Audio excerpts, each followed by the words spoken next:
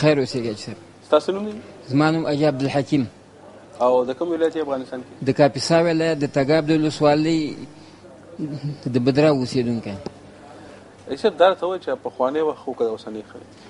یاره پخوانی وخت هم په خپل وخت سره ښه او اوسنی وخت هم په خپل وخت سره ښه دی چې سړی په تمامه معنا په هره کورنۍ ژوند باندې فکر وکړي نو کورنۍ ژوند د هر چا دپاره هر مشر چې د کور دی هغه به دا کشران راټول کړي ورته ډېر ښه نصیحت وکړي او ډېر د یو ښې پردې لاندې راولي ډېر د یو ښې فضا لاندې راولي د جنګ نه راوباسي د بېسوادۍ نه راوباسي او داسې یو زمینه ورته مساعد کړي چې مطلب د یو چا سره په جنګ اخته نه شي د یو غم و بدبختۍ باندې اخته نه شي.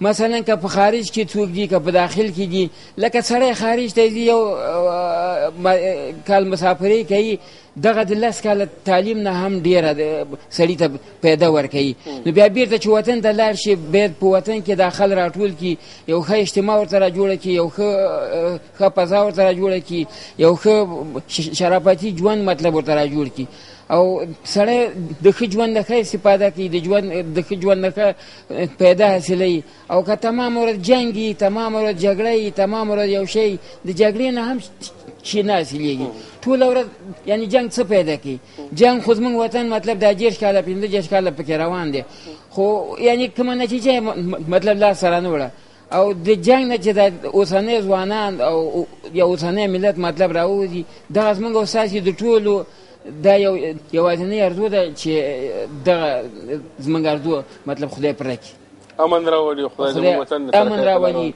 او 2014 کې چې خدای داسې یو امن راولي چې ټول د یو افغان بیرغ لاندې راټول شي او ټول ملت ته یو قابل د قبول هغه اوسېږي حکومت اوسېږي چې ټولو ته مطلب منظور اوسېږي. الله دې ستا دعا قبول کړي. ډېره مننه ستاسو. اللهم ربنا امین. نن مې د شرابو نیشه ستا شونډو کې ولیده نن مې د شرابو نیشه ستا شونډو کې ولیده ښه شوه چې خفه شوې که نه دا ګناه مې کړې وه. یو بل وی غټان غټان لویان پیدا دي چې دوی د موره جنتیان پیدا دي راځئ چې هغو ته جنت وګټو چې دوی د موره دوزخیان پیدا دي. واه واه واه ډېر راجمل بابا ډېر ښه فلم ډېره مننه ډېره مهرباني کور مودان. اشنا زمونږ په تعلق کې امتیاز ته ګوره اشنا زمونږ په تعلق کې امتیاز ته ګوره زه د مینې جوارګرو ته تاوان پیدا کړي. ستړی مشر ورو په خیر علي. ډېره مننه تاسو ستړي مشي ښه راغلاست. ساله والي الحمدلله خدای فضل. تاسو نوم دی؟ محمد امین. او افغانستان کې د کوم ولایت؟ کاپیسا ولایت ولسوالي تګاب ملخیل اوسېدونکی ملخیل د کلي اوسېدونکی. سبق دې ویلی دی؟ یو څه خو مو ویلی. دلته څه کوي؟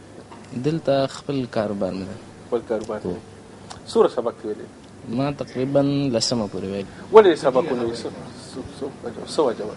سبق خو لکه کله داسې پاکستان ته موږ لاړو نو کوم سبق چې موږ دلته ویلی و په خپل کلي کې هغه پاتې شو بیا هلته ما تقریبا سټارټ کړ 4 کاله هلته ما سکول ویلی اځي نه بیرته راغلو بیا خپل ځي نه بیرته بیا لاړو کابل ته نو چینج را چینج شو نو سبق پاتې شو. افسوس ارمان درځي اوس چې نه دی او راځي خپل کشران رونه دی په وطن کې چې کوم دي نو خپل خپلوان چې په دې کوشش کوي چې لږه پای سبقونه ووایي. هو ولې نه هغوی باندې کوشش کوم باندې وړوکی ورور دی هغه باندې همیش کوشش کوم همیش ورته چې درس باید ده ووایي.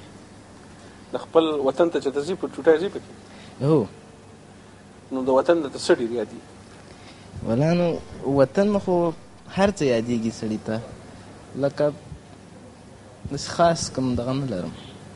ډېر ښکلي ویښتان دي زه خو چې خپل ته ګورم دې نه مې هم دا سر ګنجې شو د تندی مې هم ټول خالي شو تا ته چې تاجي صاحب په امیر 1 to 1 خو نه درکوي چې هغه استعمالي دا دومره ښکلي ویښتان نه الحمدلله دا خو سنت طریقه ده دا باید د هر مسلمان په ژوند کې یو ځل پرېږدي دغې په خاطر باندې ما پرېښي. خو که ته غواړې چې دا ویښته دي دغسې امانت او دغسې ښکلي که نه نو په امیر 1 to 1 خامخا استعمال انشاءالله ډېره مننه ستاسو. خیر ستړی مشر ورور په خیر علي. خیر سلامت مهرباني تاسو په خیر. زما نوم صبغت الله دی.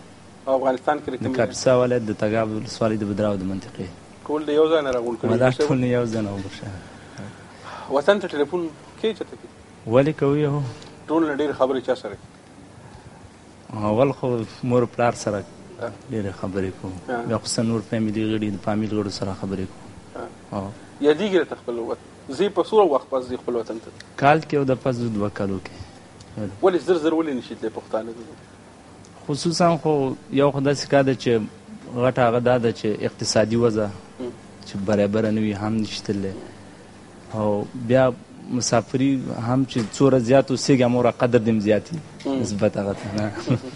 نو خصوصا او دا هم ده چې زمونږ په اوږو ذمهدارۍ هم ډېر دي که نه؟ هو بالکل دا یو کس په کار وي هلته کې په کور کې 10 کسان بېروزګاره ناست دي، هغه ته تا ته څو کسان ناست دي چې ته یې څو کسان کفالت کوي؟ اوس خو تقریبا داسې یو 6 کسان دي، داسې زیات نه دي.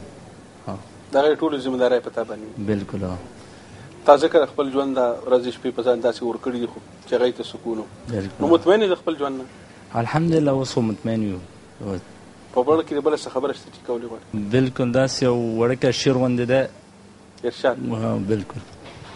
اغیار وایي غرونو ژړل اوښکو لمنو کې چینې بهېدې، غرونو ژړل اوښکو لمنو کې چینې بهېدې، ټول کائنات په تماشو ما پښتو لیکله. ډېر ښه. واه ډېر ښه. یو نړۍ مننه ستاسو کور مو ودان.